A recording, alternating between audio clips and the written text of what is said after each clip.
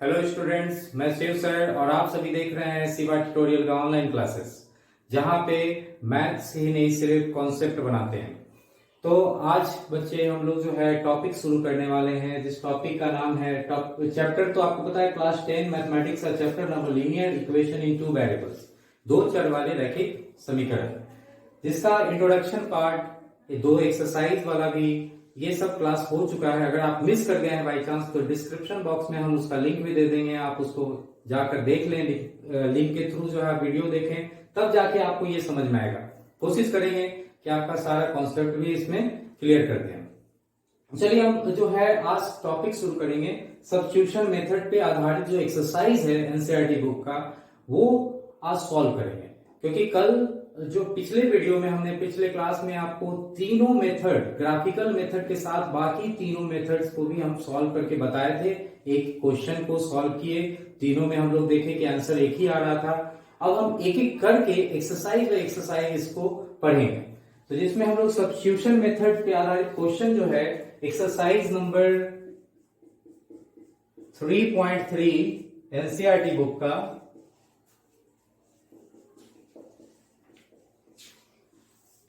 इसको सॉल्व करेंगे। पहले आपको एक बार और फिर से रिकॉल कर दें, जैसे इसमें क्वेश्चन देता है कैसे सॉल्व करना है आपको इस मेथड से। पहला क्वेश्चन है इसका x plus Y equal to 14 और इसमें x minus Y equal to 4। आपको इसको लिख दिया है, ऐसे तो आपको पढ़ा देने के बाद सारा विधि पता हो जाएगा मेथड की, कौन कौन से मेथड से हम सॉल्व करेंगे। लेकिन अगर खास कर लिखा रहेगा कि इसको सॉल्व कीजिए किस मेथड से, सब्स्टिट्यूशन मेथड से, यानी प्रतिस्थापन विधि से, तो कैसे सॉल्व करेंगे। सब्स्टिट्यूशन, जिसका हिंदी प्रतिस्थापन होता है, इसमें से किसी, दो इक्वेशन है, इसमें से किसी भी एक वेरिएबल का मान निकालकर दूसरे इक्वेशन में क्या कर देना है, रख देना है। ठीक है, जैसे आपको सॉल्व करके दिखाते। इसको सपोज कर लो फर्स्ट इक्वेशन है, इसको सपोज कर लो सेकंड इक्वेशन है। अब इसको इक्वेशन नंबर 1 को थोड़ा सा सॉल्व करेंगे, इक्वेशन फर्स्ट को। इसमें से आप x या y किसी एक का वैल्यू निकालिए। x का वैल्यू अगर निकालते हैं तो y उधर जाएगा, y उधर जाएगा तो क्या हो जाएगा 14 माइनस y। अब इस वैल्यू को क्या करो, इस वैल्यू को जो x का आया है पहला इक्वेशन से, उसको निकालकर x का वैल्यू को कहां रख दो, ये दूसरे इक्वेशन के जहां x है, तो यहां दोनों y हो जाएगा, तो आसानी से ये सॉल्व हो जाएगा। y का वैल्यू आप निकाल सकते हैं। तो यही है सब्स्टिट्यूशन मेथड, यानी इसको सब्स्टिट्यूट कर देना। सब्स्टिट्यूट का मतलब इसको हटाकर दूसरा उसका वैल्यू को रखना है। वही हिंदी में भी आप समझ सकते हैं प्रतिस्थापन, यानी इसके स्थान पे दूसरे का मान को स्थापित कर देना है। तो देखो करो, इसमें क्या लिखेंगे, इतना वैल्यू आया। अब इसका putting this value in equation 2। ठीक है, अब ये वैल्यू को हम इक्वेशन नंबर 2 में रखते हैं। ठीक, आप हिंदी में क्या लिखेंगे, इस मान को समीकरण नंबर 2 में रखने पर। ठीक, अब रखो, क्या हो जाएगा, x का वैल्यू रखो, 14 माइनस वाई हो गया, और माइनस वाई है ना, जहां x था वहां पे हमने क्या रखा, x बराबर क्या है 14 माइनस वाई, उसको रख दिए वहां पे। और फिर क्या है y, तो ये y लिखेंगे, और इक्वल टू क्या है 4। ठीक, अब इसको सॉल्व करो। 14 माइनस वाई और माइनस वाई इक्वल टू 4 है, 14 को उधर ले जाओ, माइनस वाई दोनों माइनस में है, जोड़ देंगे तो माइनस 2y हो जाएगा, इक्वल टू 4 माइनस 14 कितना हो गया, माइनस 10 आ गया। अब हमारा y इक्वल टू क्या हो जाएगा, माइनस 10 बाई माइनस 2 कट गया, कितना आया, y इक्वल टू 5। इस तरह से सॉल्व किए तो y का वैल्यू आ गया। अब इस y का मान को यहां पे रख देंगे, क्योंकि यहां y है, इस पे रख देंगे तो x का वैल्यू आ जाएगा ना। तो आप इसको क्या कर दें, नाउ y इक्वल टू 5, ऐसे पुटिंग y इक्वल टू 5 इन, इसको इक्वेशन नंबर 3 मान लीजिए। ठीक है, इन इक्वेशन थर्ड। ठीक, तो क्या आ जाएगा, x इक्वल टू 14 माइनस 5, कितना हो गया 9। अब चेक करो, ये जो वैल्यू आया है x और y का, x का 9 आया आंसर और y का 5 आया। चेक करो तो कि ये सही है कि नहीं। अब आपको इक्वेशन क्या कर रहा है कि x और y का वैसा मान लो कि जोड़ने पर 14 आना चाहिए। अब x का हमारा कितना है 9 और 5, दोनों को जोड़ रहे हैं तो 14 आ रहा है ना, यानी कि आंसर भी सही है। अब दोनों को, दूसरा इक्वेशन क्या कर रहा है, दोनों को घटाने पे क्या आना चाहिए 4। अब 9 में से 5 घटाएंगे तो 4 आएगा कि नहीं आएगा। तो इस तरह से अपने आंसर को आप चेक भी करेंगे कि वो सही हो रहा है कि नहीं। तो ये था सब्स्टिट्यूशन मेथड। उम्मीद करेंगे कि आपको समझ में आया और इसी पे आधारित ये पूरा एक्सरसाइज है 3.3 का। इसमें सब में आपको जो है प्रतिस्थापन विधि ही लगाना है। तो कुछ एग्जांपल्स और इसके सॉल्व करते हैं हम लोग। इसमें आपको 6 क्वेश्चन दिया हुआ है इस टाइप का। कुछ फ्रैक्शन वाला भी देखते हैं, कुछ डेसिमल वाला भी देखते हैं, कुछ रूट वाला भी देख लेते हैं। एक एक टाइप इसका सॉल्व कर लेते हैं। चलिए देखिए, अब क्वेश्चन नंबर 2 में भी थोड़ा सा यहाँ वेरिएबल चेंज हो गया है। पहले अभी हम लोग समझे थे कि x और y में, यहाँ s और t में थोड़ा सा यहाँ फ्रैक्शन है। फ्रैक्शन देख के बच्चे घबरा जाते हैं कि क्या करें। फ्रैक्शन देख के घबराना नहीं है, आप यहाँ एलसीएम लेके इसको हटा सकते हैं, आसान है। इसमें अगर एलसीएम हम ले लेते हैं, एक स्टेप बढ़ा देते हैं, इसको इक्वेशन नंबर 2 नहीं मानते, इसको थोड़ा सा पहले सॉल्व कर देते हैं। एलसीएम लेंगे तो क्या हो जाएगा बच्चों, 6 हो जाएगा, ये हो जाएगा 2s और प्लस क्या हो गया 3t इक्वल टू क्या हो गया 6, है ना। अब यहाँ पे मल्टीप्लाई कर देंगे तो 2s plus 3t equal to हो गया 36। इस तरह का इक्वेशन आ गया। अब देखो, आप इस तरह से अभी भी कर सकते हैं और इसको जो है सॉल्व करने के बाद भी कर सकते हैं। जैसे आपको अच्छा लगता है, जैसे हल्का लगता है, उस तरह से आप सॉल्व करेंगे इसको। तो चलिए हम एक तरीका आपको बताया कि एलसीएम लेकर आप इसको इस तरह से कर सकते हैं और फिर यहां से एस या टी का वैल्यू निकाल के पुट कर दीजिए, ठीक है, तो हो जाएगा। अब इसको एक और तरीके से हम इसको सॉल्व करते हैं, जैसे है वैसे ही रहने देते हैं और इसमें हम इक्वेशन नंबर 2 इसको सपोज कर लें और इक्वेशन नंबर 1 से हम निकालते हैं एक वैल्यू को। एस इक्वल टू क्या हो जाएगा 3 प्लस टी। इस वैल्यू को किस पे रख दें, पुटिंग इन इक्वेशन 2, समीकरण 2 में रखने पर, ठीक। इसको मान लो तीसरा इक्वेशन मान लो। अब इसको रखो, नाउ एस का वैल्यू रख दो। एस का वैल्यू रखोगे तो क्या हो जाएगा 3 प्लस टी बटा 3 अब प्लस टी बटा 2। यहां भी वही काम करना पड़ रहा है आपको, एलसीएम तो लेना पड़ेगा। फ्रैक्शन में जब भी आएगा बच्चे तो यहाँ पे एलसीएम लेके उसको सॉल्व करना पड़ेगा। एलसीएम क्या हो जाएगा 3 2 का 6। अब यहाँ पे 3 से डिवाइड कीजिए।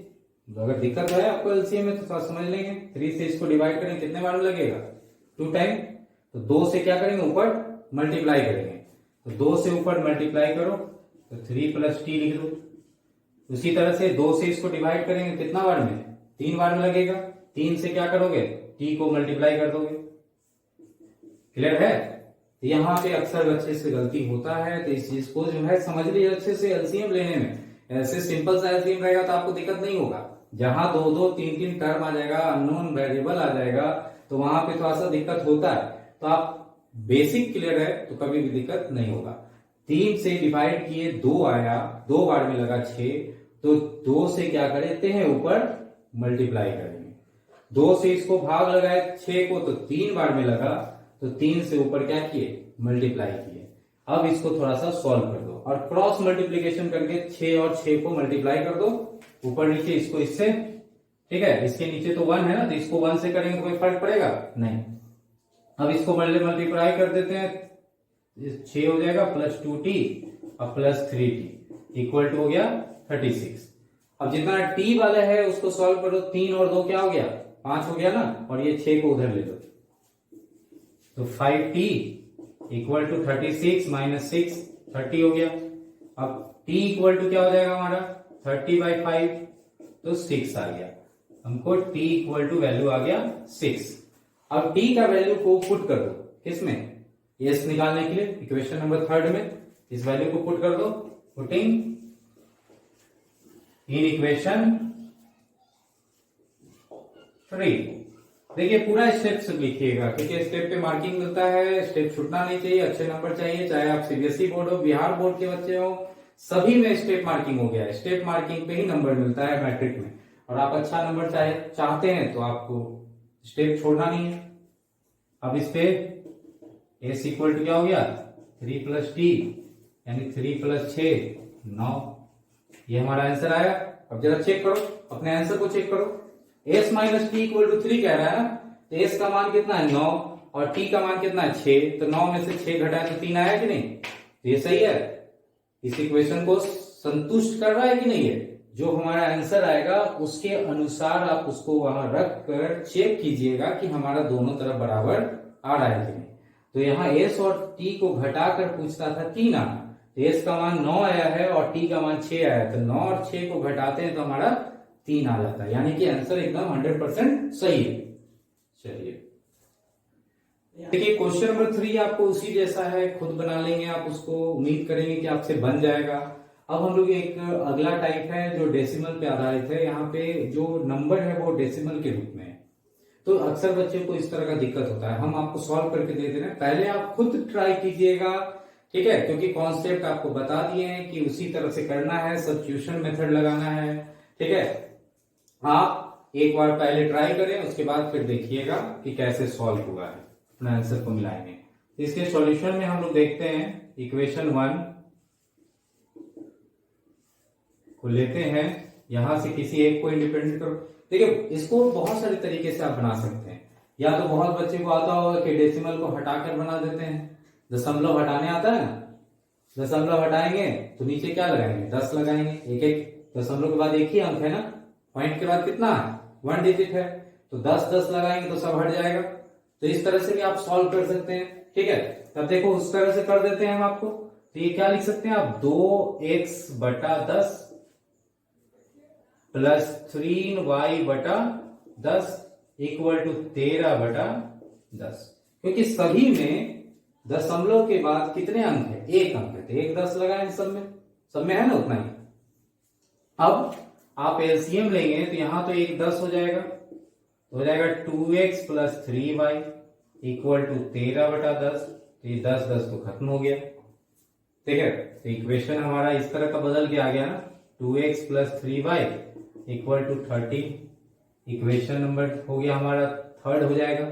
अब यहां से हम x का वैल्यू निकालो, x या y का क्या कर लो, वैल्यू निकालो। तो x का अगर वैल्यू निकालते हैं तो हो जाएगा 13 माइनस 3y बटा 2। अब इस वैल्यू को बैठाना है किसमें, इक्वेशन 2 में, तो अभी नहीं, इक्वेशन 2 को भी थोड़ा सा सॉल्व कर लो।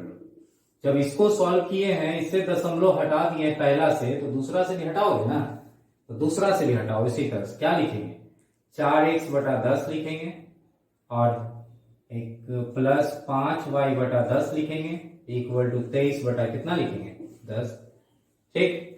यहां भी एलसीएम लेंगे तो आपको 10 तो समाप्त हो जाएगा, 4x plus 5y equal to 23/10 cut गया, क्या आ गया आपको 4x plus 5y equal to 23। ये इक्वेशन नंबर, इसको दे दो कुछ, इसको इक्वेशन नंबर 3 दे दो, और इसको इक्वेशन नंबर क्या दे दो 4 दे दो, दो को तो पहले से था ना, तो तीसरा चौथा। अब हमको यही दोनों को सॉल्व कर लेना, हो जाएगा, ठीक। अब ये x इक्वल टू इतना किसमें रख देंगे, इक्वेशन नंबर 4 में रख देंगे। क्यों 4 कैसे आ गया हमको, दूसरा वाला को सॉल्व करके, अब दूसरा तो रहा ही नहीं ना, दूसरा वाला को तो हल करके हम क्या ले रहे हैं 4 नंबर में ले रहे हैं। अब 4 नंबर और तीसरा पहला वाला को हल करके 3 बना दिए, तो अब 3 और 4 ही बचा है, अब इन दोनों को सॉल्व कर लेना है, ठीक है। तो अब इस x का वैल्यू जो है इसको रख दीजिए किसमें, इक्वेशन नंबर 4 में। नाउ क्या लिखेंगे, x equal to 13 minus 3y/2, ऐसे नाउ लिखेंगे, आगे लिख देंगे, now putting x equal to इतना इन इक्वेशन 4, ठीक। अब इक्वेशन नंबर 4 में रखो और थोड़ा सा सॉल्व करो इसको, देखो इक्वेशन नंबर 4 में रखते हैं और सॉल्व करके क्या आता है। अब क्या आ जाएगा हमारा 4 इंटू एक्स है ना, तो 4 इंटू एक्स का वैल्यू क्या है, ये 13 माइनस 3y बाई 2, ठीक, प्लस क्या है 5y इक्वल टू कितना है 23, ठीक। अब क्या कीजिएगा, सॉल्व कीजिए। 2 से ये काट सकते हैं, डिवाइड और मल्टीप्लाई है, 2 के टेबल से ये कट जाएगा 2 बार में, ठीक है। अब 2 से मल्टीप्लाई कर दो, 13 दूनी 26 माइनस कितना हो गया 6y plus 5y equal to 23। अब y को सॉल्व कीजिए, 6 में से 5 गया तो कितना आएगा माइनस y, और 23 और 26 उधर गया घट जाएगा ना, तो कितना हो गया आंसर फटाफट, minus y equal to -3 cut गया, y इक्वल टू क्या आ गया आपको 3 आ गया, y इक्वल टू 3 आ गया। इसका वैल्यू को रख दो किसमें, तीसरा नंबर इक्वेशन जो था, है ना। Now y equal to putting value y equal to 3 in equation number third equation number क्या था हमारा,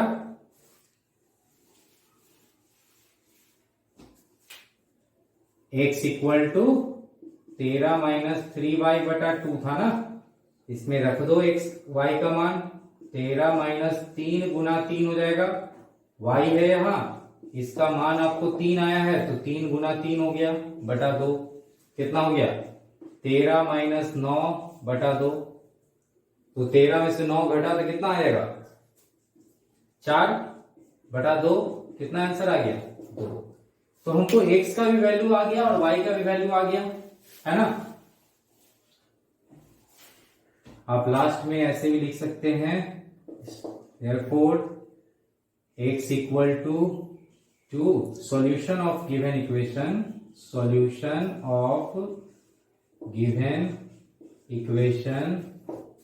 is x equal to 2 and y equal to 3। इस लास्ट में आप इस तरह से समरी को लिख सकते हैं अंतिम में। अतः इससे समीकरण का हल x बराबर 2 और y बराबर 3 है, ठीक। अब चेक कर लो, x का मान 2 रखो, देखो कितना आता है। अगर यहाँ 2 रखते हैं, चेक कर रहे हैं, x का मान अगर 2 रखते हैं तो 0.2 इंटू 2, और y का मान अगर हम कितना आया है 3 आया है तो 0.3 इंटू 3, ठीक। इसको गुना करेंगे तो कितना है 0.4, इसको गुना करेंगे तो 0.9, तो 0.4 और 0.9 को जोड़ेंगे तो 1.3 आएगा, 1.3 है ना ये दूसरे तरफ, ये आंसर एकदम सही हो गया, ठीक है। तो इस तरह से आप चेक कर लेंगे, ये पॉइंट वाला भी है, ठीक। चलिए अब अगला टाइप है, थोड़ा सा टाइप बदल गया है, रूट देख के बच्चे घबरा जाते हैं कि आखिर सॉल्व कैसे करेंगे इसको। तो घबराना नहीं है, एकदम उसी ढंग से सब्स्टिट्यूशन मेथड ही लगाना है और कुछ नहीं। तो उसका मेन मेथड क्या था, आपको x या y का वैल्यू निकाल के दूसरे में रखना, तो यही करना है आपको यहाँ भी। बस आपको ध्यान रखना है कि रूट का मल्टीप्लीकेशन आना चाहिए, एडिशन आना चाहिए, अगर नहीं आएगा तो फिर अटकिएगा। तो अटकने नहीं देंगे, हम सॉल्व करते हैं इसको। इक्वेशन नंबर 1 से x का वैल्यू निकालेंगे तो क्या हो जाएगा -√3y बाय √2, ये हुआ ना। इसको हम उधर ले जाएंगे तो माइनस हो जाएगा, और √2x के साथ क्या है गुना में है तो डिवाइड में आ जाएगा, ठीक है। अब इस वैल्यू को कहां रख दो, समीकरण नंबर 2 में, इक्वेशन 2 में रख दो, ठीक है। पुटिंग इन इक्वेशन 2, ठीक, रखो और देखो क्या आता है। √3x, √3 क्या है x है, तो x का वैल्यू आप निकाले उसको रखेंगे, तो √3 गुना x का वैल्यू क्या -√3y बटा √2, और -√8y इक्वल टू 0, ठीक है। अब इसको सॉल्व करो, इसको सॉल्व करके देखते हैं कि क्या आता है। मल्टीप्लाई करने अगर आता है आपको तो कोई दिक्कत नहीं होगा, रूट और रूट वाला मल्टीप्लाई होगा तो कितना आएगा। देखिए एक चीज आपको बताते हैं, कि अगर √3 गुना √3 है तो कितना होगा, √3 का स्क्वायर कहेंगे आप, है ना। और रूट का मान कितना होता है, 1/2 गुना 2, तो कट गया तो कितना बचा, 3 बचा ना। यानी आप सिंपल भाषा में समझ सकते हैं कि अगर दोनों सेम है रूट के अंदर तो उसको गुना करेंगे तो कितना आएगा, 3 आएगा। अगर √2 है गुना होगा तो कितना आ जाएगा बच्चों, 2 आएगा। तो उसी तरह से आप यहाँ पे क्या हो रहा है, √3 और √3 गुना हो रहा है तो कितना हो जाएगा, माइनस है तो -3y हो जाएगा, और बटा कितना, √2 -√8y इक्वल टू 0। अब एलसीएम ले लेंगे। एलसीएम क्या होगा यहाँ पे, जैसे एलसीएम लेते थे उसी तरह से लेना है। √2 है और 1 है तो इसका एलसीएम तो √2 होगा, तो √2 एलसीएम ले लेंगे। ये हो गया -3y और -√2 गुना √8y, ये आएगा ना। 1 से भाग लगाइएगा इसको तो कितने बार में लगेगा, √2 बार में लगेगा। तो √2 से किसको गुना करेंगे, √8 को ऊपर गुना करेंगे ना, तो √2 गुना √8। अब तिरछा गुना कीजिएगा तो ये तो रूट खत्म हो गया ना, √2 गुना 0 तो ये समाप्त हो जाएगा अगले स्टेप में।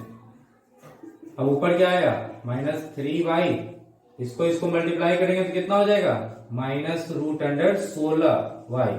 8 और 2 को गुना कर देंगे ना अंदर में तो कितना हो जाएगा, 16। तो √16 का तो मान जानते हैं ना, √16 मतलब कितना, 4 का होता है, ये 4 का स्क्वायर, यानी 4 आया ना इसका वैल्यू, तो 4 लिख सकते हैं, इक्वल टू 0 पहले लिख दो। तो कितना हो गया, -3y -4y इक्वल टू 0। अब दोनों को सॉल्व करेंगे तो माइनस कितना हो जाएगा, 7y, ठीक है। -7y इक्वल टू 0, तो y का वैल्यू निकालिएगा तो 0/-7 क्या आता है, 0 ही ना होता है। 0 को किसी भी नंबर से भाग लगाएंगे तो क्या आएगा, 0 आएगा, ठीक है। तो इस तरह से y का वैल्यू 0 आया। अब y का वैल्यू कहाँ रख दो, यहाँ पे, तो x का वैल्यू भी 0 ही आ जाएगा, है ना। देखो y इक्वल टू 0 को पुट करते हैं, putting y equal to 0 in equation number 3 मान लो इसको, इक्वेशन 3, तो क्या आ जाएगा, x इक्वल टू -√3 इंटू 0/√2, क्या आ जाएगा, 0। तो हमारा सॉल्यूशन आया, x का भी वैल्यू 0 आया और y का भी वैल्यू क्या आया, 0 आया। तो x और y 0 हुआ, चेक करो कि सही है कि नहीं। x का वैल्यू यहां रखेंगे 0 तो ये 0 हो जाएगा, y का रखेंगे 0 तो 0 + 0 0 आया कि नहीं, वहां भी 0 0 - 0 क्या हो गया, 0। तो यानी जो आंसर आया हमारा सही है। तो इस तरह से देखो, रूट रहेगा तो भी आपको दिक्कत नहीं होना चाहिए, क्योंकि थोड़ा सा यहाँ ध्यान रखना है, जैसे यहाँ एलसीएम लेने में यहाँ प्रॉब्लम हो सकता है, मल्टीप्लाई करने में यहां जैसे मल्टीप्लाई आया तो उससे कैसे हम 16 से कैसे 4 कर दिए, तो ये आपको पता होना चाहिए, है ना, कि 4 का स्क्वायर होता है वो। अगर पता नहीं है तो आप क्या करेंगे, 16 का गुणनखंड करेंगे, तो 2 से ये 8 बार में, फिर 2 से ये 4 बार में, और फिर 2 से 2 बार में। तो √16 के अंदर 2 का भी स्क्वायर आया और फिर 2 का स्क्वायर आया। तो वर्ग मूल के अंदर यानी स्क्वायर रूट के अंदर अगर स्क्वायर में हम तोड़ते हैं तो वो रूट से क्या हो जाता है, बाहर निकल जाता है, तो 4 हो जाता है कि नहीं। ऐसे आपको याद होना चाहिए। क्लास 10th में आपको जो है कम से कम 30 तक जो है रूट, उसका स्क्वायर, उसका क्यूब रूट, ये सब दिमाग में होना चाहिए, ताकि कैलकुलेशन बहुत तेजी से होगा। चलिए अगले टाइप पे आते हैं। अब देखिए हम लोग इस तरह की इक्वेशन जो फ्रैक्शन बेस्ड है, जिसमें यहां बटा में है आपको, तो इस तरह के क्वेश्चन को कैसे सॉल्व करेंगे। सॉल्व तो आप कर सकते हैं उसी ढंग से, करना तो उसी ढंग से ना। तो या तो आप एलसीएम ले लीजिए और हटा दीजिए फ्रैक्शन को ही, ठीक है, तो आसानी से हो जाएगा। अब देखो इस इक्वेशन से आसान हमको लग रहा है ये इक्वेशन सॉल्व करने में। इससे हम जो है आसानी से x या y का वैल्यू निकाल सकते हैं। तो x या y का वैल्यू इससे निकाल लो। इक्वेशन 2 से आप क्या करें, x/3 है प्लस y/2 है इक्वल टू 13/6 है। अब इसमें 6 एलसीएम हो जाएगा 3 और 2 का, तो 2x + 3y हो गया इक्वल टू 13 बटा कितना 6। आप ऐसे नहीं कीजिए क्योंकि आपको तो अलग करना ही है ना, तो ऐसे कर दो। क्या लिख दो, x/3 इक्वल टू 13/6, y को उधर ले लो, y/2 हो गया। ठीक है, अब क्या हो गया, इस तरफ आप एलसीएम ले सकते हैं, 6 और 2 का एलसीएम कितना होगा, 6 होगा ना, तो 13 - 3y हो गया। ठीक है, कितना इक्वल टू हो गया, x/3 इक्वल टू हो गया 13 - 3y/6। ठीक, अब ये 3 से आप इसको काट सकते हैं, तो हमारा x इक्वल टू क्या आ गया, 13 - 3y/2। अब इस वैल्यू को आप x के दूसरे पहले इक्वेशन में बैठा दो। ठीक है, अब putting this value in equation number first, अब इस पे रख देते हैं। नाउ क्या हो जाएगा, 3/2 इंटू ये हो गया हमारा 13 - 3y/2 और -5y/3 इक्वल टू -2।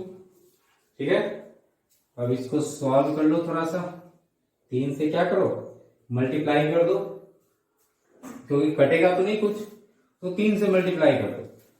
ठीक है, 3 से मल्टीप्लाई कर देते हैं तो क्या आ जाएगा हमारा, 39 - 9y/4 और -5y/3 इक्वल टू -2।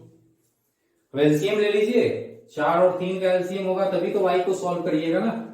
4 3 का एलसीएम कितना होता है, 12 है ना। अब 39 इंटू 3 कर दें, 117 माइनस 20y इक्वल टू -2।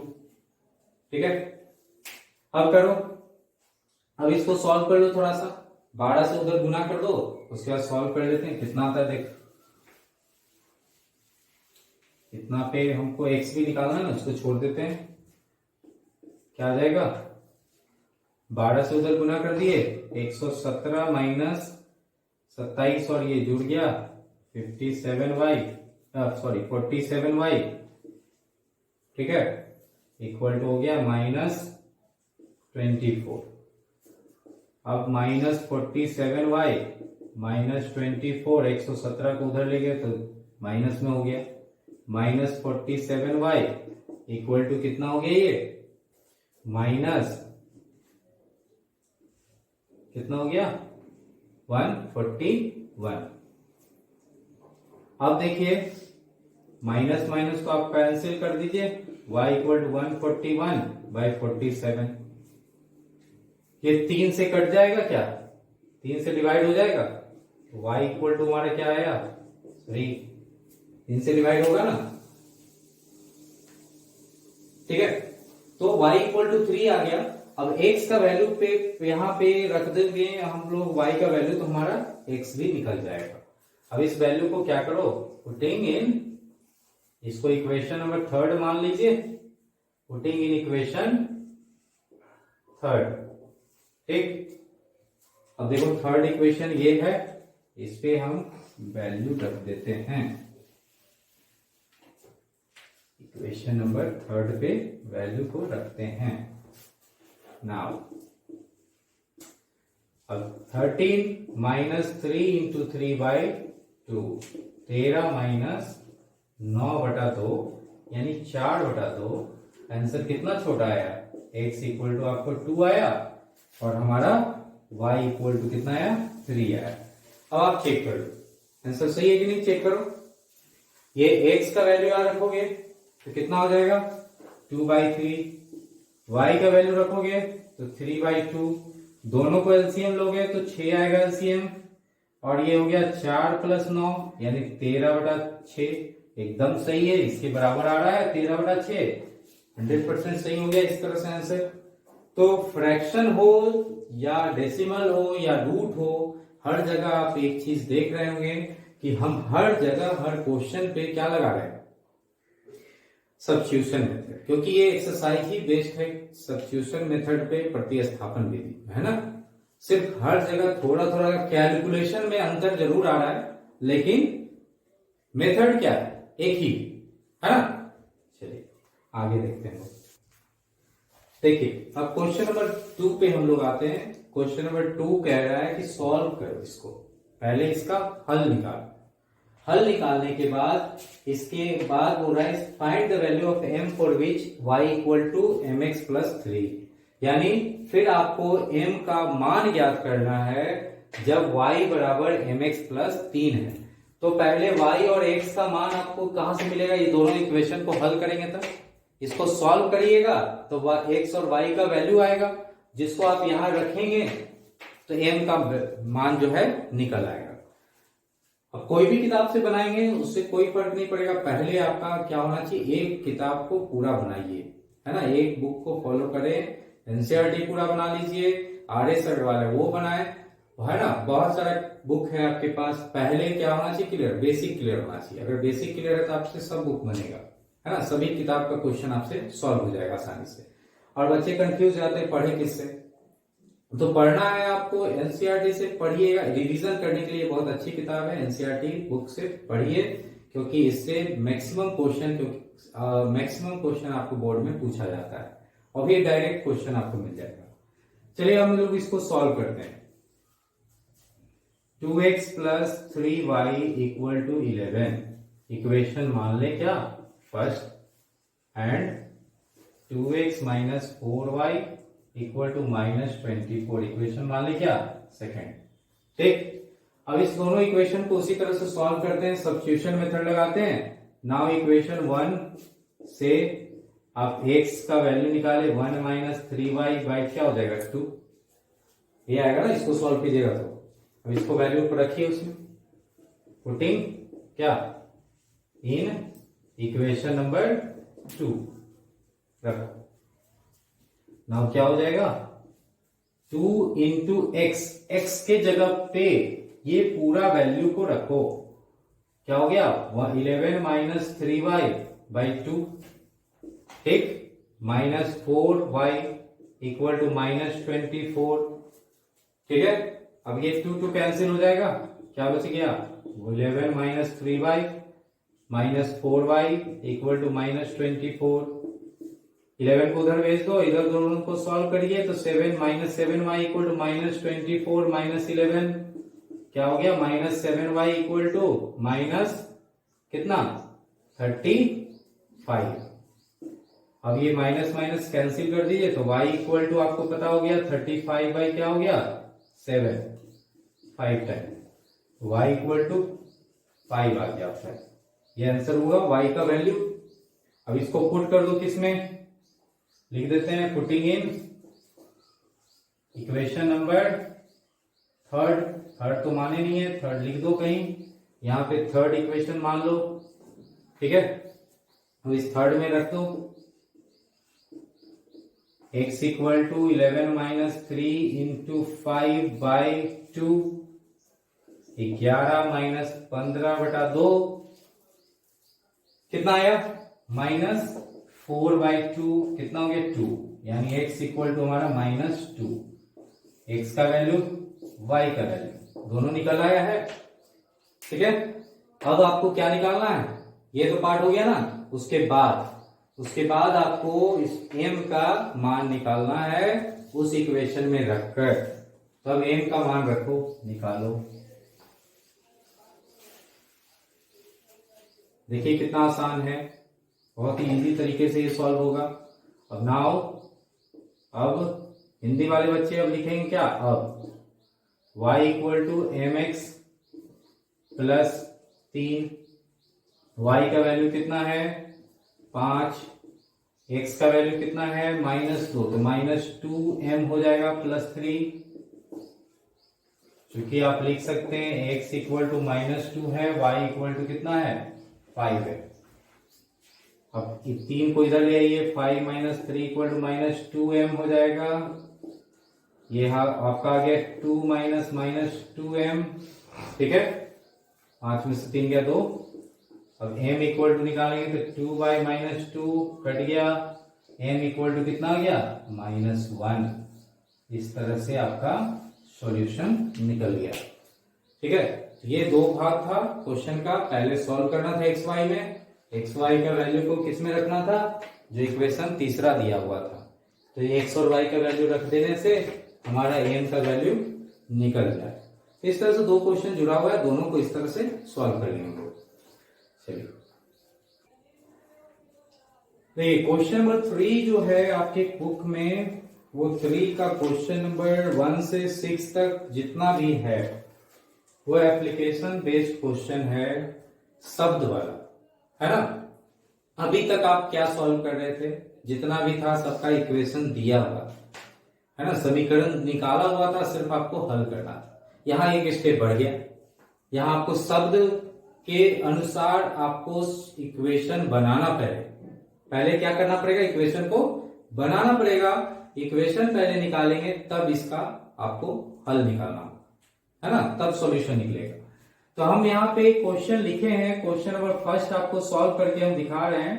ठीक है, आप अपने बुक से भी रेफर करिएगा क्वेश्चन।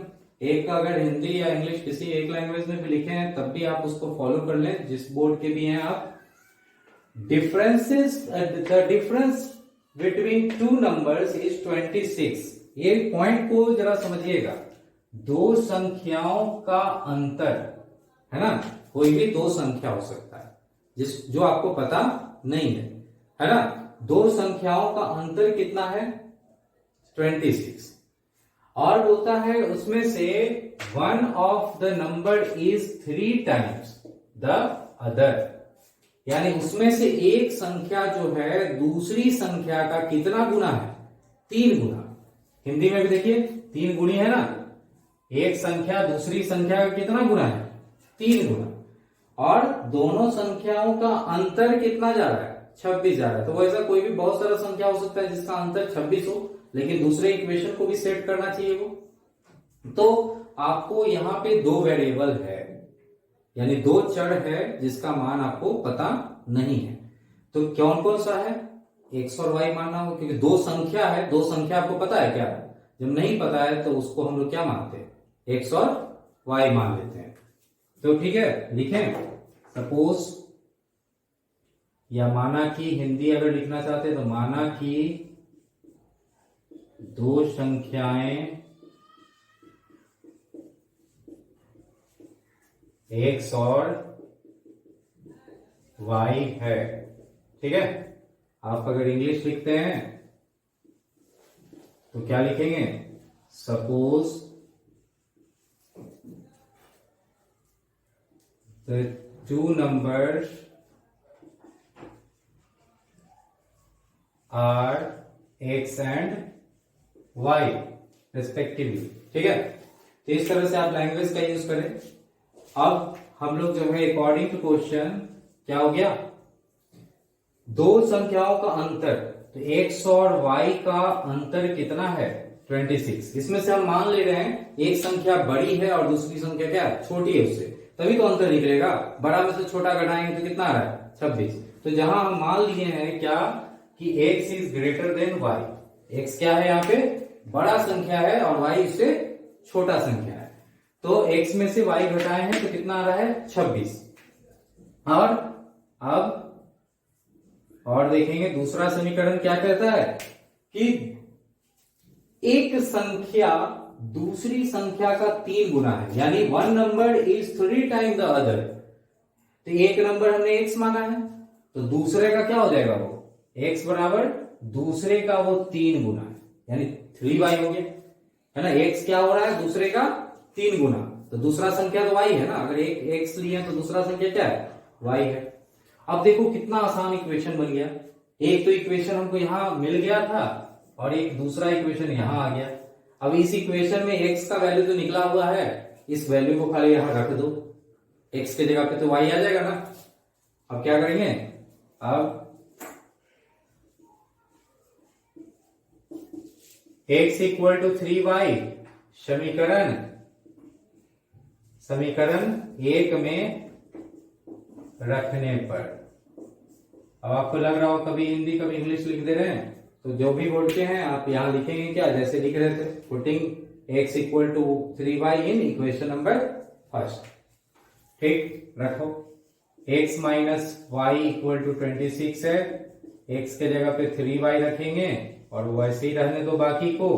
3 में से 1 घट गया तो 2y बराबर 26 आया, तो y इक्वल टू कितना हो गया 26/2 यानी 13।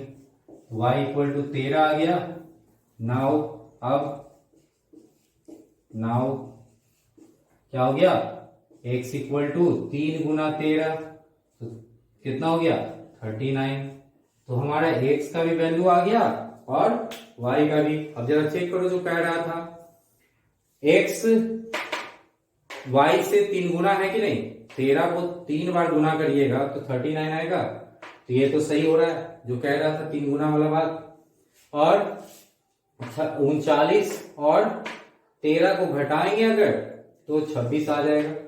39 और 13 को घटाइएगा तो 26 आएगा कि नहीं, तो ये भी हमारा ठीक हो गया है ना। तो इसलिए आंसर क्या है, सही है। तो अतः आप लिख देंगे, अतः अंतिम में अतः जो मानित है आप दो संख्याएं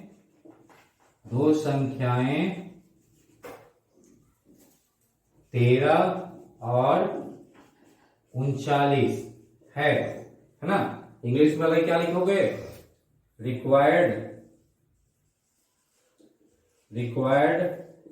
two numbers are 13 and 39। इस तरह से दोनों लैंग्वेज वाले आप लिख सकते हैं इसको।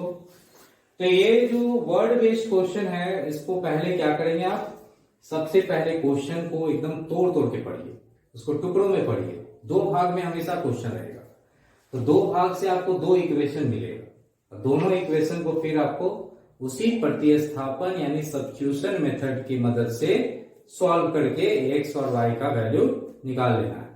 तो इस तरह का क्वेश्चन बहुत सारा है, इसमें आपको 6 तक क्वेश्चन है, जिसमें आप 5 क्वेश्चन और बच गया है, तो उस क्वेश्चन को आप ट्राई कीजिए।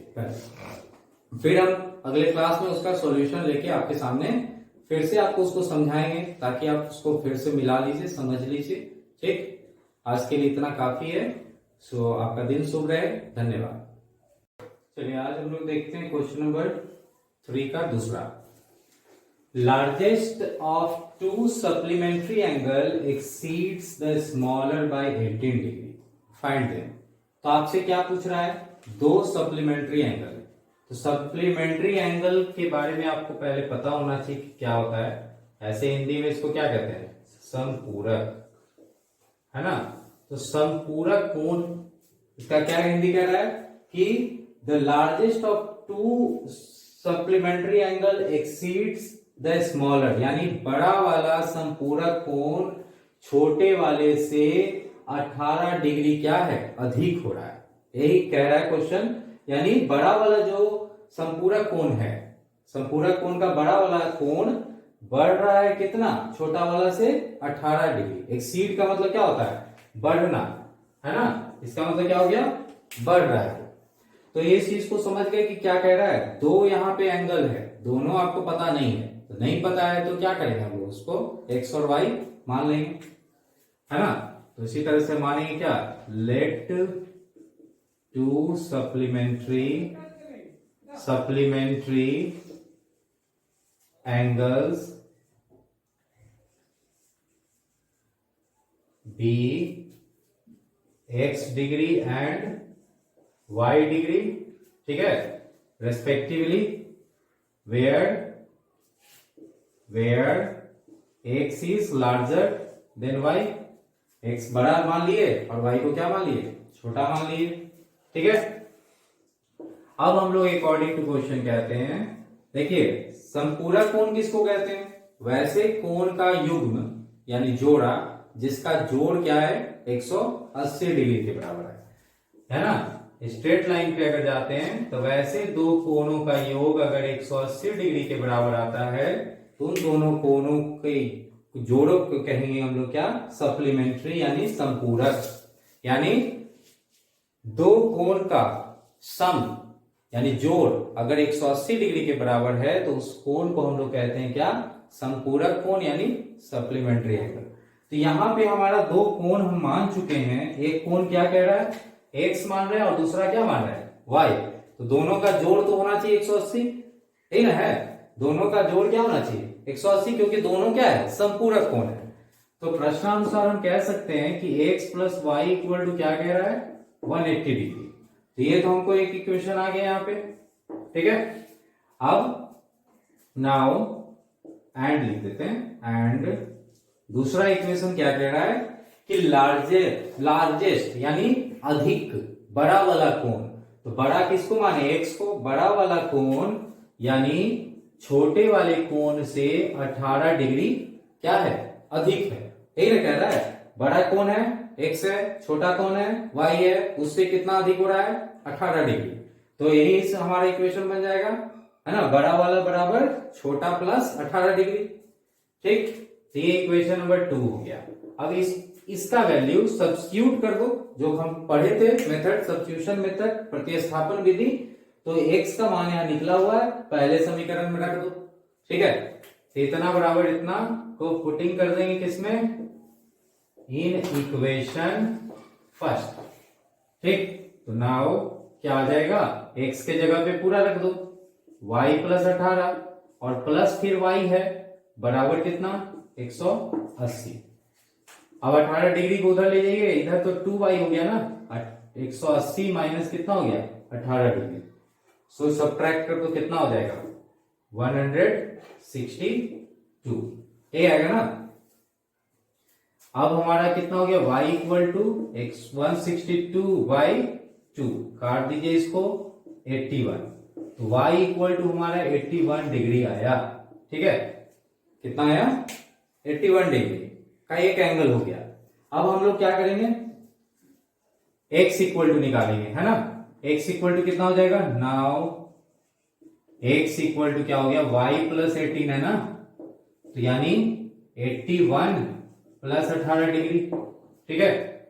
y का वैल्यू बैठा देंगे यहाँ पे रख देंगे और उसमें 18 डिग्री जोड़ देंगे, तो कितना हो जाएगा 99 डिग्री।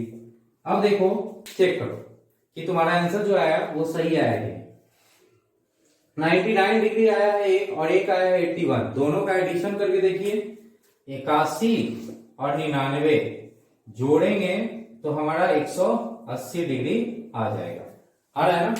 180 ना कह रहा, तो दोनों का जोड़ क्या 180।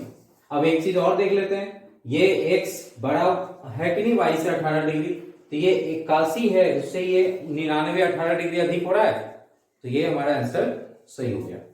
चलिए इस तरह से हम लोग सॉल्यूशन कर लिए इसका। अगले क्वेश्चन को देखते हैं, अगला टाइप है, थर्ड हम लिख दिए हैं।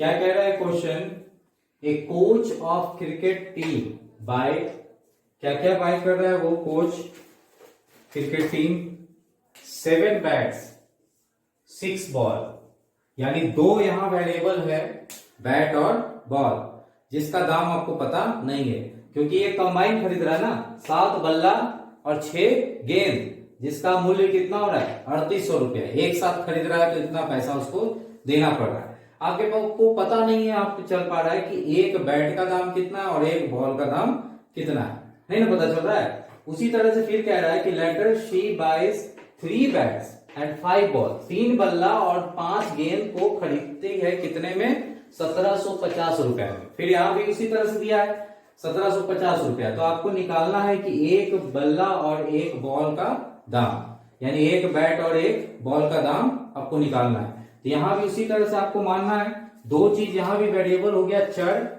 एक बैट हो गया और दूसरा बॉल हो गया। अब चलिए इसको मानते हैं, सपोज करेंगे उसी तरह से, let cost of each bat and ball be ₹X and ₹Y respectively, ठीक है। यानी एक, माना कि आप लोग हिंदी वाले भी लिख लेंगे, माना कि एक बल्ला और एक गेंद की का मूल्य X रुपए और Y रुपए क्रमशः है, ठीक है। रेस्पेक्टिवली का मतलब क्या हो जाएगा क्रमशः। चलिए अब प्रश्नानुसार क्या कहेंगे हम लोग, एकदम फटाफट उसी तरह से अब समझ के क्वेश्चन को बना दें। अगर एक बैट का दाम X रुपया है तो 7 बैट का दाम कितना होगा 7x, सिंपल है ना। अगर एक बल्ला का दाम हमको 1 रुपया है तो 7 गो का कितना दाम होगा ₹7, 7 से गुना किया ना, तो उसी तरह से हम मल्टीप्लाई करके इक्वेशन बनाते हैं। 7x + 6y इक्वल टू हमारा 3800 हो गया। इस तरह से फर्स्ट इक्वेशन तैयार हो गया। एंड अब दूसरा इक्वेशन भी तैयार हो जाएगा। 3 बैट है तो 3x हो जाएगा उसका टोटल कॉस्ट, और 5 बॉल है तो 5y हो गया इक्वल टू 1750 रुपया हो गया, यानी दूसरा इक्वेशन भी तैयार हो गया यहाँ पे। अब सब्स्टिट्यूशन मेथड लगाइए और इसको सॉल्व कर लें। ठीक है, तो फटाफट हम इसको सॉल्व कर लेते हैं, तब तक नोट कर लें। देखिए इसका कैलकुलेशन हम कर दिए हैं। x का इक्वल टू जो वैल्यू निकाली इक्वेशन 1 से, उस वैल्यू को पुट कर दिए किसमें, इक्वेशन नंबर 2 में, कैलकुलेट कर दिए। यहाँ एलसीएम लेना था, एलसीएम निकाल दिए। ठीक है, और उसके बाद हमारा y का वैल्यू निकल जाएगा। y का वैल्यू निकाल लो फटाफट, बस यहाँ से मिटाकर लिख देते हैं हम यहाँ पे। y इक्वल टू कितना हो जाएगा, 17y इक्वल टू 12,250 माइनस हो जाएगा 11,400, तो घटाएंगे तो कितना आएगा, 850। अब y इक्वल टू हमारे कितना हो गया, 850 डिवाइडेड बाई 17, 17 पचे 85, कितना आ गया, y इक्वल टू 50 रुपया, है ना। तो ये हमारा y इक्वल टू आ गया 50 रुपीज, यानी गेंद का दाम हमको पता चल चुका है। y किसका दाम माने थे, बॉल का, तो बॉल का कीमत हमको 50 रुपया पता चल गया। अब हम जो है x का कीमत भी निकाल लेते हैं, बैट कितने में मिलेगा। नाउ x इक्वल टू क्या हो गया, 3800 माइनस 6 गुना 50 बटा 7, कितना आएगा ये, 3800 माइनस 300 बटा 7। अब हम लिख सकते हैं 3500 हो गया ना, वो 3500 बटा 7, 7 से काट दीजिए, कितने बार में, 500, तो हम लिख सकते हैं x इक्वल टू के रुपया हो गया, 500 रुपया। तो ये हमको बैट का भी कीमत पता चल गया, 500 रुपया। तो अंत में आप लिख सकते हैं, इसको एकदम कंक्लूड कर देंगे, hence cost of each bat is rupees, कितना आया, 500, and each ball rupees 50। ठीक है, तो ये अतः करके हिंदी वाले क्या लिखेंगे, अतः एक गेंद का मूल्य, एक बल्ला का मूल्य 500 रुपए और एक गेंद का मूल्य 50 रुपए है। ठीक है, तो इस तरह से हमारा सॉल्यूशन लास्ट में आप कंक्लूड कर दीजिएगा, क्योंकि कभी कभी होता है कि x और y का वैल्यू आप निकाले हैं और वो हाईलाइट नहीं हो रहा है, पता नहीं चल पा रहा है, तो आप क्या करें, उसका वैल्यू को ऐसे घेर दीजिए।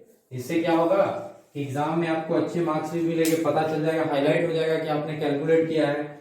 और लास्ट वाले लाइन को लिखते हैं तो यहाँ सब एक बार हम लोग कंक्लूड कर देते हैं लास्ट में कि कितना आया है ना, यानी समरी लास्ट में लिख देते हैं। इससे पता चल जाता है कि आपका आंसर एकदम सही है। क्वेश्चन नंबर 4 पे हम लोग देखते हैं 3 का 4 में क्या कह रहा है। तो taxi charges in A city consist of a fixed charge together with the charge for the distance covered, यानी 2 प्रकार का यहाँ पे भाड़ा है।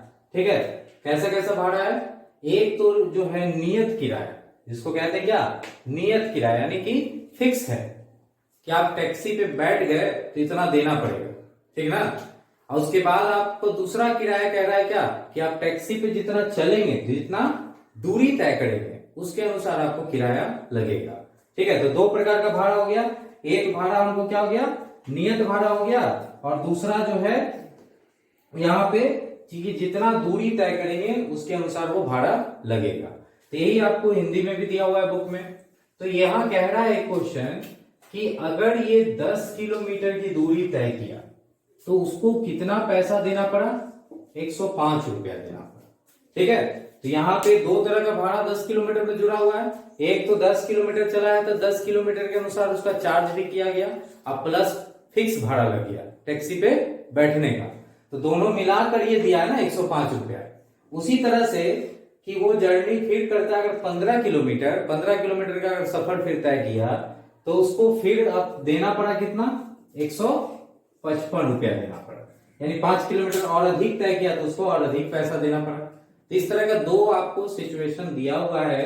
अब आपसे पूछ रहा है यहाँ पे कि what are the fixed charges and the charge per kilometre, यानी प्रति किलोमीटर दूरी का कितना किराया होगा और उसका नियत भाड़ा कितना होगा, यानी फिक्स्ड चार्ज कितना हो। दो यहां भी वेरिएबल हो गया, एक फिक्स्ड चार्ज हो गया और दूसरा क्या हो गया, चार्ज पर किलोमीटर, है ना, यानी नियत किराया। इसको क्या कहेंगे, नियत किराया, नियत भाड़ा।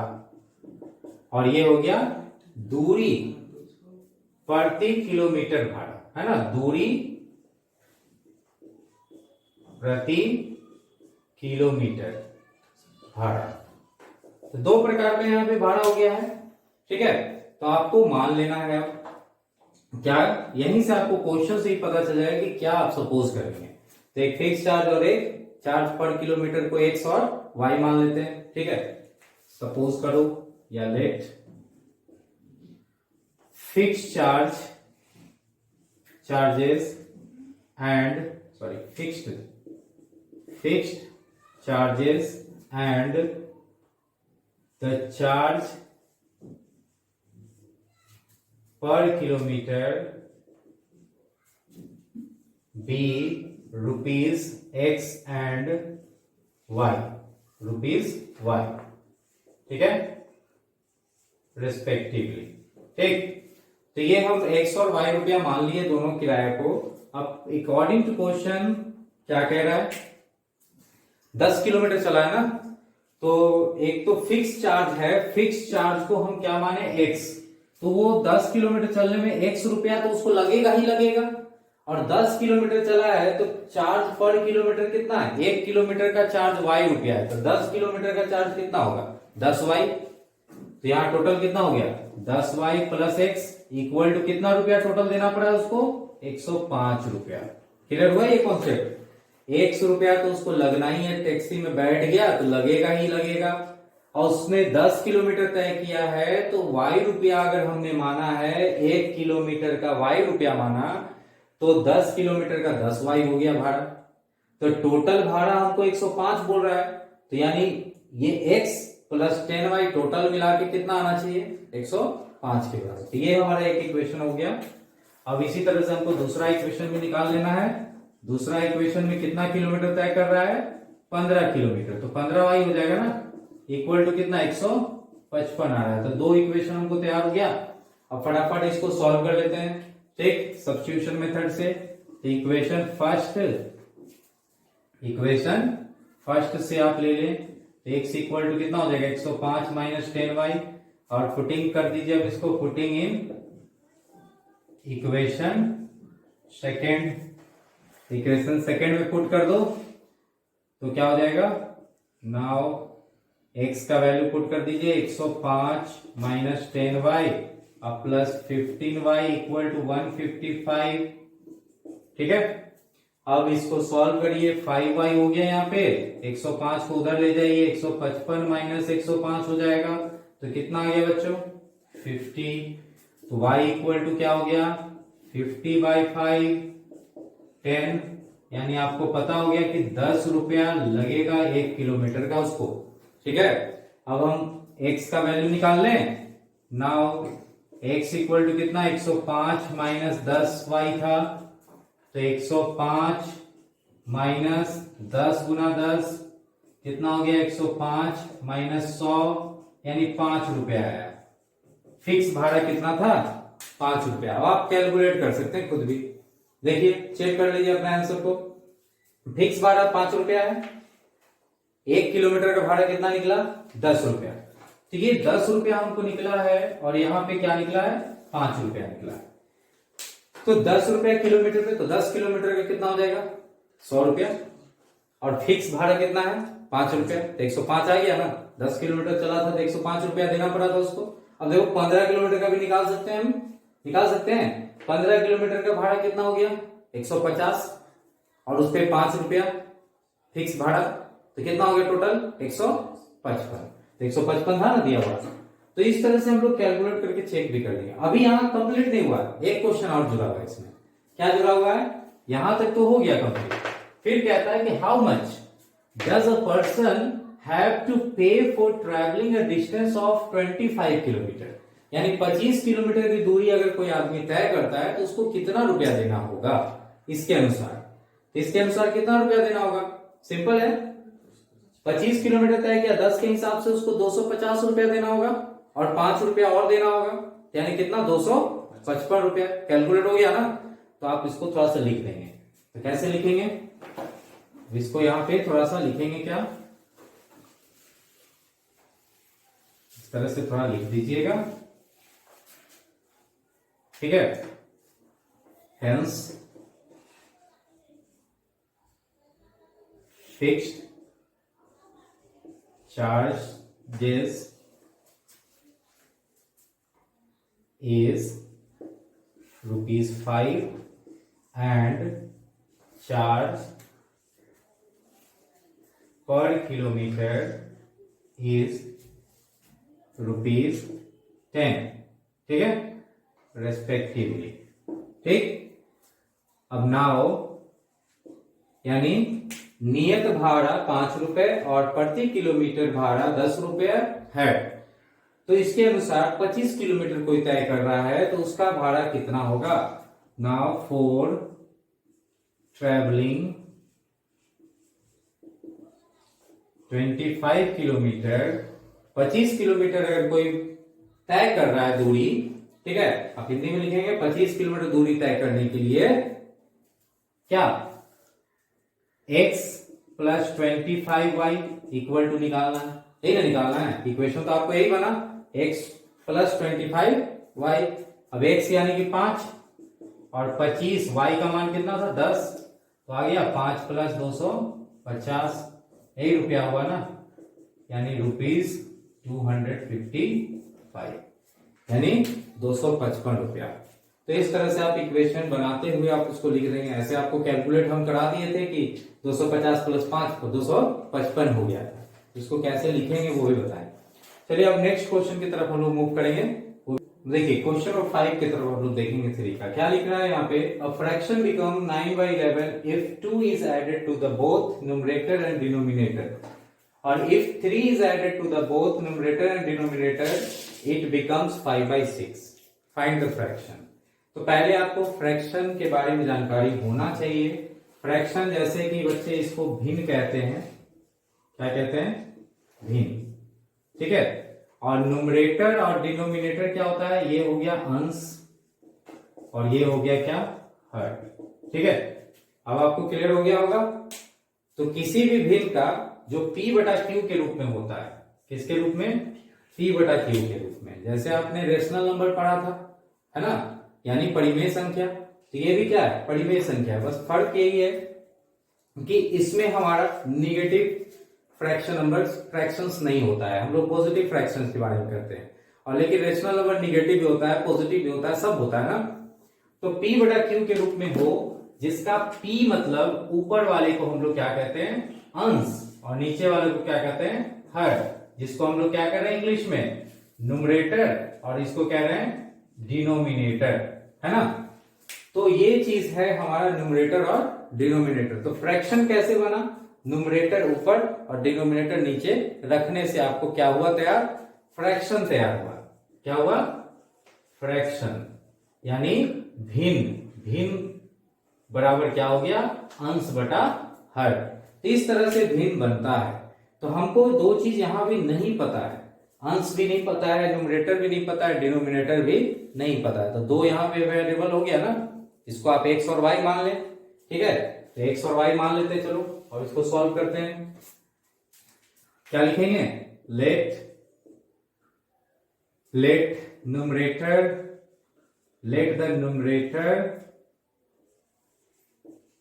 and the denominator। बहुत सारे बच्चों को ये कठिनाई होता है लैंग्वेज लिखने में। लैंग्वेज लिखने में कठिनाई नहीं होगा आपको, यहीं से सारा मिल जाएगा। जो आपको क्वेश्चन है ना वहीं से मिल जाएगा कि क्या सपोज करना है। तो let the numerator and denominator of a fraction be x and y respectively. ठीक है, ये लैंग्वेज हमने लिख दिया। इसका हिंदी में कैसे लिखेंगे? माना कि अंश और हर किसी भिन्न का एक्स और वाई है। ठीक है, तो अकॉर्डिंग टू क्वेश्चन फ्रैक्शन क्या हो जाएगा बच्चों? फ्रैक्शन पहले अब इसके बाद लिखेंगे अकॉर्डिंग टू क्वेश्चन। फ्रैक्शन क्या हो जाएगा? एक्स बटा वाई हो जाएगा। एक्स क्या है? न्यूमरेटर ऊपर होता है, डिनोमिनेटर नीचे होता है। तो इस तरह से आपका फ्रैक्शन बनेगा इसके अनुसार। अब हम लोग अकॉर्डिंग टू क्वेश्चन कहेंगे, क्या कह रहा है कि फ्रैक्शन 9/11 हो रहा है, यानी 9/11 हो रहा है। कब हो रहा है? जब उसके ऊपर 2 जोड़ दिया जा रहा है। किसमें? ऊपर और नीचे, यानी अंश और हर, न्यूमरेटर और डिनोमिनेटर में क्या जोड़ा जा रहा है? 2 जोड़ दिया जा रहा है, तो 9/11 हो जाएगा ये बदल के।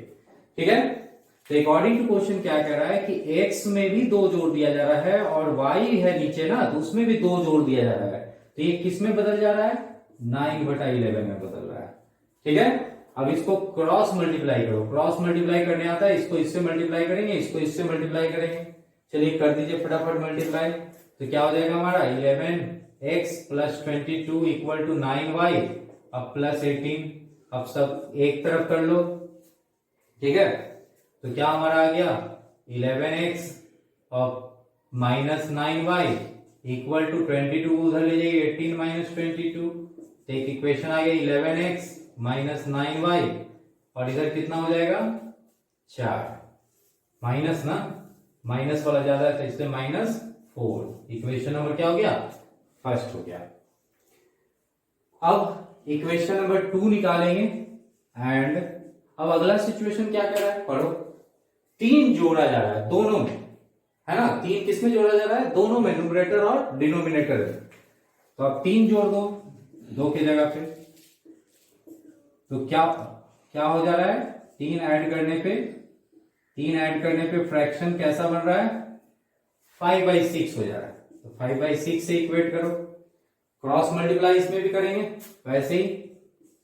जब इक्वल, क्रॉस मल्टीप्लाई कब करते हैं? जब इक्वल के इस तरफ भी एक होता है भाग और उधर भी भाग होता है, तो हम लोग क्या करते हैं?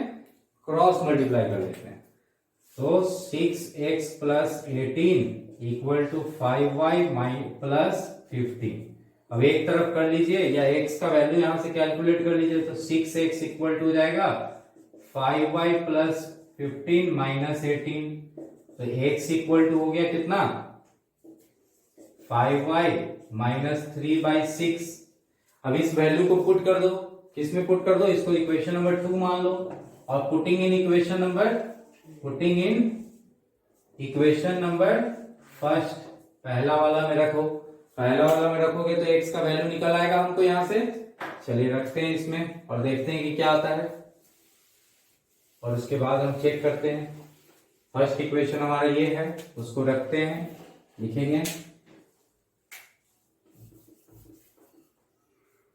नाउ 11 × x का वैल्यू जो निकाले हैं 5y - 3/6, ठीक है, -9y = -4।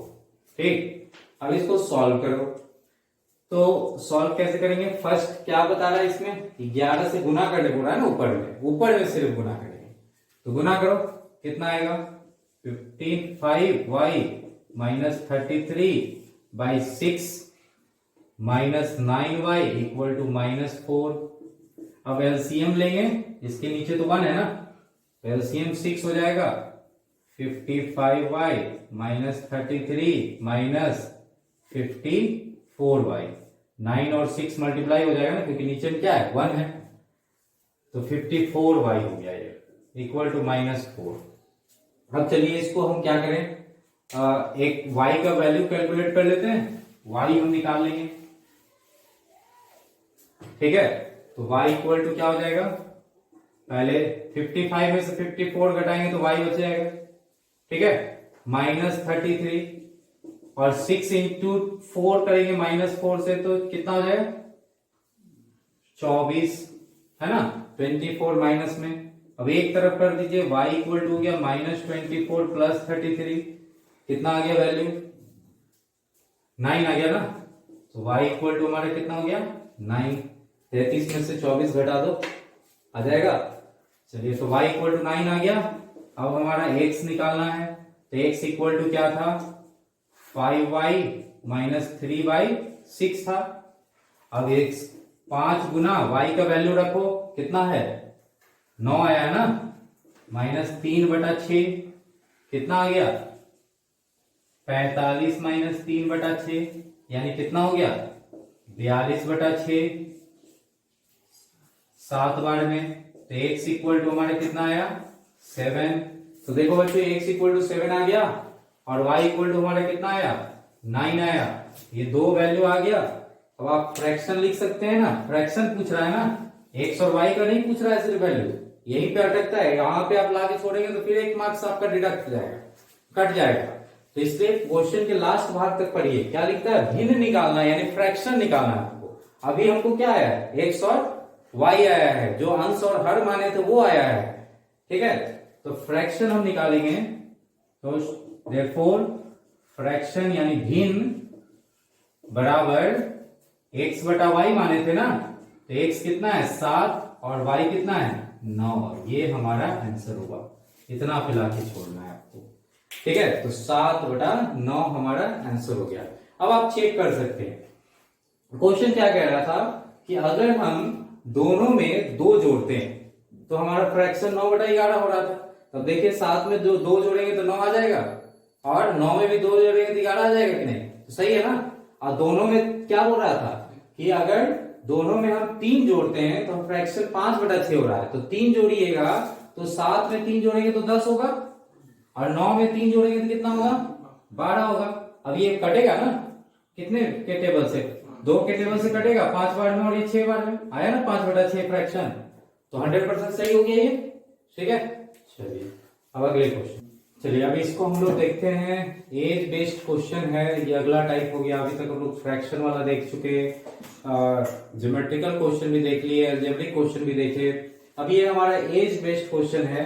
तो एज वाले क्वेश्चन में हम लोग क्या करते हैं, इस कुछ चीजों पे आपको ध्यान देना होगा। 2 पार्ट में ये क्वेश्चन भी है। कह रहा है 5 ईयर हेंस, इस बातों को देखना है। 5 साल पूर्व, है ना, क्या हो रहा है? 5 साल पहले उसकी जैकब विल बी, क्या बोलता है? जैकब जो है अपने बेटे से उम्र में कितना है? 3 गुना है, 3 टाइम। और 5 ईयर अगो, ठीक है, 5 साल पहले। देखिएगा दोनों चीज में हेंस और अगो शब्द जहां पे रहेगा तो इस चीजों को आप समझेंगे। ये इसका मतलब क्या होगा? 5 साल पीछे ले जाइए, है ना। और हेंस का मतलब क्या? 5 साल आगे का, ठीक है। आपके किताब में भी दिया हुआ है कि 5 वर्ष के बाद, इसको समझना है क्या? हेंस का मतलब क्या होता है? बाद, और इसका मतलब क्या होता है? अगो रहेगा तो पूर्व, 5 वर्ष पूर्व, ठीक है, यानी पीछे, 5 साल पीछे। तो दोनों केस में यहां कह रहा है कि 5 साल बाद जो है जैकब का जो भी उम्र होगा उसके बेटे के उम्र से कितना होगा? वो 3 गुना होगा, ठीक है।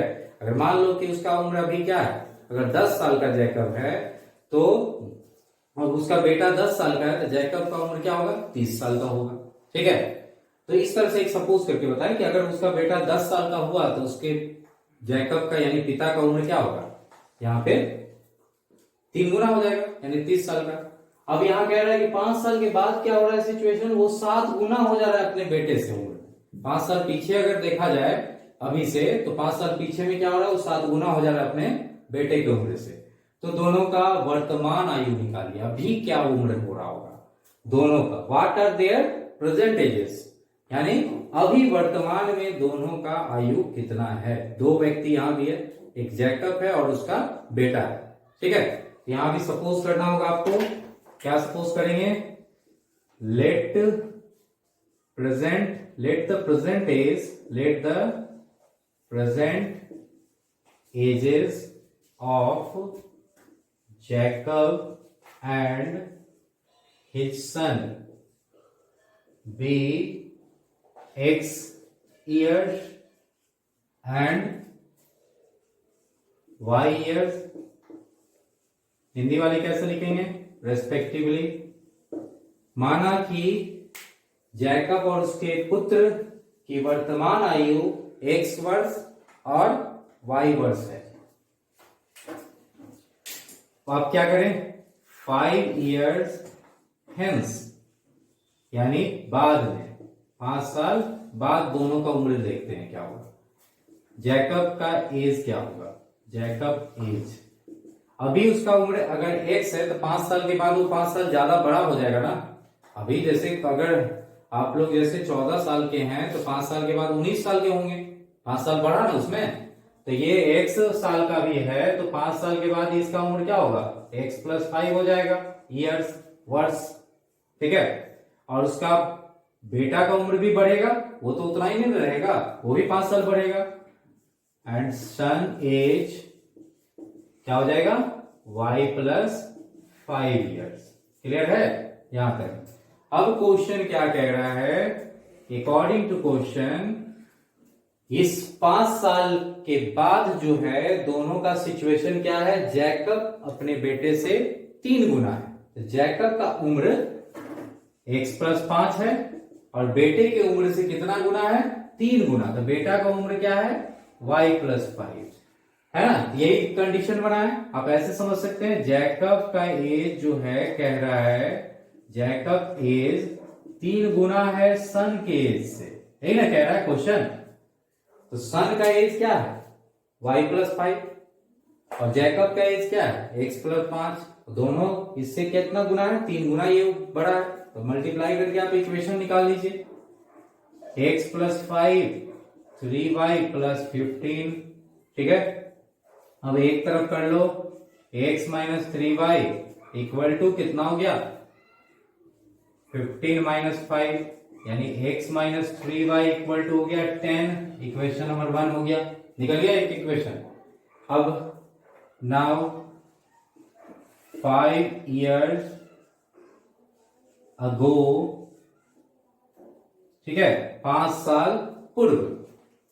5 साल पूर्व क्या उम्र होगा दोनों का? दोनों का फिर से उम्र निकालेंगे। 5 साल पूर्व भी बोला है ना, पीछे, यानी अब क्या बोल रहा है? 5 साल पीछे एज ले जाइए। तो 5 साल पीछे ले जाएंगे तो जैकब एज क्या होगा? x में से 5 घट जाएगा। जैसे अभी आप 14 साल के हैं, 5 साल पहले भी 14 साल के थोड़ी थे। 5 साल पहले आप 9 साल के थे, 5 साल कम गया ना। तो उसी तरह से 5 साल कम कर देंगे इसमें, ईयर्स। और उसके सन का उम्र भी हो जाएगा कम। कितना हो जाएगा? वो भी 5 साल कमेगा। ठीक है। तो यहां पे अगर एक एक भाग करके समझेंगे बच्चे तो अच्छे से समझ में आएगा ये दोनों का। तो यहां पे तो इसका सन का एज y लिए थे तो y - 5 हो जाएगा। ठीक है। अब अकॉर्डिंग टू क्वेश्चन क्या हो गया? यहां क्या कर रहे हैं? 7 गुना। किसका? जैकब का उम्र बेटे की उम्र से 7 गुना है। तो जैकब का एज है x - 5 और बेटे का उम्र है y - 5, उससे 7 गुना कर दिए। अब यहां मल्टीप्लाई करके एक इक्वेशन तैयार कर लेते हैं और उसके बाद इक्वेशन नंबर फर्स्ट में हम रख के कैलकुलेट कर लेंगे फटाफट। ठीक है। अब इक्वेशन को थोड़ा सा सॉल्व करेंगे। x - 5 = क्या हो गया? 7y और -35, 7 से गुना कर दिए दोनों को। अब x का वैल्यू निकालेंगे तो x = हो जाएगा 7y - 35 + 5। तो x = कितना हो गया? x = हो गया 7y - 30। ठीक है। Equation number 2 putting in equation first, समीकरण 1 में रख दो। अब समीकरण 1 में रख दोगे तो क्या आ जाएगा? नाउ समीकरण 1 क्या है? ये है ना। x के जगह पे रखोगे 7y - 30 और फिर क्या है? -3y है और फिर क्या है? 10। तो इसको सॉल्व कर लो। y को सॉल्व करेंगे साथ साथ में, कितना हो जाएगा? 4y और 10 प्लस हो जाएगा 30 को उधर भेज दो, माइनस है उधर जाएगा तो प्लस हो गया। तो y = कितना हो गया? 40/4। 4 है गुना में ना, भाग में चला जाएगा। यही सब कैलकुलेशन आपको करना है। कैलकुलेशन एक जैसा ही लगभग होता है, थोड़ा सा बेसिक क्लियर कर लेंगे तो कैलकुलेशन आपका बहुत अच्छा हो जाएगा। तो इतना वर्ष का हो गया ये। कौन? y किसका उम्र था? बेटे का ना, यानी बेटा 10 साल का आया। हमने एक एग्जांपल भी लेके बताया था कि अगर बेटा 10 साल का होगा तो बाप कितना का होगा? 30 साल का। लेकिन ऐसा आपको अभी तो वर्तमान आयु निकला ना बेटा का 10 साल, अब बाप का उम्र निकालते हैं, ठीक है। यानी जैकब का उम्र क्या आएगा वो देखिए। नाउ x इक्वल टू क्या है? x इक्वल टू क्या निकाला हुआ था?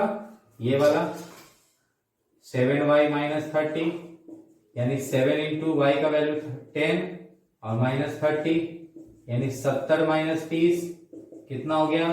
40 साल का। अब देखिए यहाँ पे जैकब का उम्र कितना हो गया? 40 साल, और उसके बेटे का उम्र कितना होगा? 10 साल। तो ऐसे आप लास्ट कंक्लूड कर देंगे, हेंस प्रेजेंट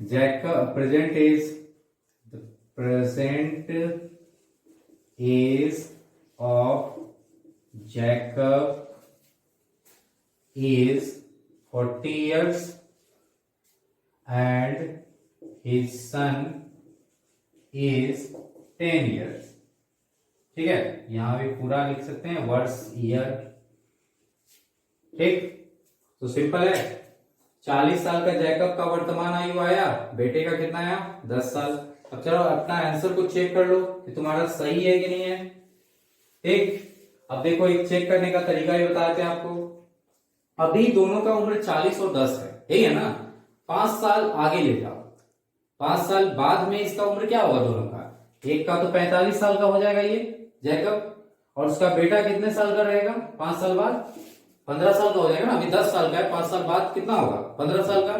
तो क्या ये 15 का ये 3 गुना नहीं है उम्र? 15 का 3 गुना है कि नहीं? 45। तो यही कह रहा था ना कि 5 साल के बाद जैकब का उम्र बेटे से 3 गुना होगा। तो बेटा 15 तो ये 45, 3 गुना उम्र हुआ।